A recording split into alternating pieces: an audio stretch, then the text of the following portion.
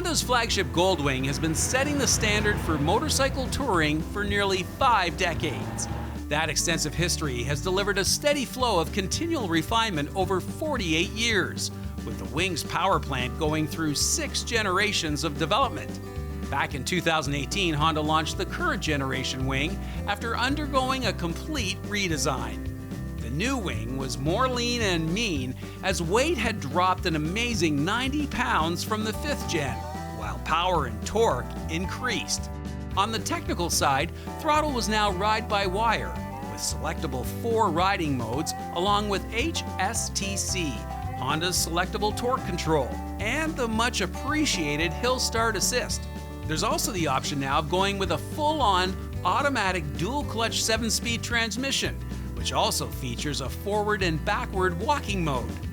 This year, Honda Canada offers 5 different flavors of the Goldwing, including one with an airbag. For today's ride, we're sampling the Goldwing DCT. So Phil, I know you've done sort of a stripped-down version of luxury touring on the previous version BMW, and I thought it'd be interesting to throw you on to this, because this is clearly Honda's vision for the future in terms of touring, their bagger version. What was your first impression? Well, as with Hondas, it's Honda perfect as you walk up to it, and I would be hard-pressed to find anyone that doesn't agree with this blue matte paint with the red accents. Yeah. It's just a beautiful bike. So you see the blue, you see the red accents, you love it from the distance, then you throw a leg over and we trick you again, and it's got the dual clutch transmission. There's no clutch lever, no shifter. You're starting to like that, eh? Well, darn it, Dave, I go for the clutch lever that's not there, but I'm a convert. It almost seems to be intuitive, but and it's got the different rider modes. Mm-hmm.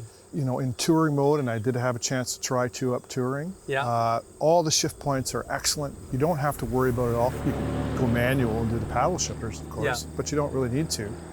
And as you move to sport mode, it wicks it down a few gears, and it takes off. Yeah. So yeah, I really like it.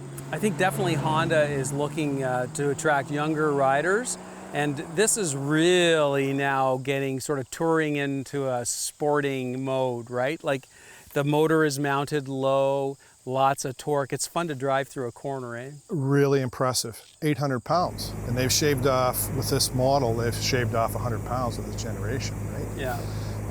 But Varian had a chance with 2-up, as I was saying, some spirited riding, and just on rails, lovely, lovely, very predictable suspension set up really nicely. Yeah. And as you were saying earlier, the transmission, I'm a convert now. So what was it like for you in terms of, obviously, if you want to go the distance, you've got to be comfortable. You've got the wide bars, the wide saddle. How was it for you? You're a little taller than me, so we are always concerned about leg room, but what did you think? So you sit up high on this one, and I wouldn't have changed anything. I'm 6'2", about 200 pounds. Perfect. The ergonomics, the seat to seat and your legs. Yeah. Lots of wind coverage, and you can flip the screen up electrically, as we mentioned. So it worked out really nice. And even with 2-up, no fiddling required. Mm-hmm. Just that nice middle ground between firm and overly plush. Right.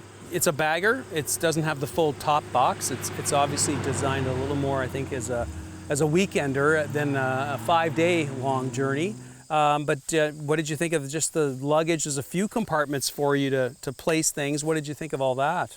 Certainly a lot of storage. Again, riding with my buddy who's got the top box, and you can fit 2 full-face helmets in there. Yeah. So you don't have that, but the looks are so clean, and lots of room for the passenger. What a real wonderful seat.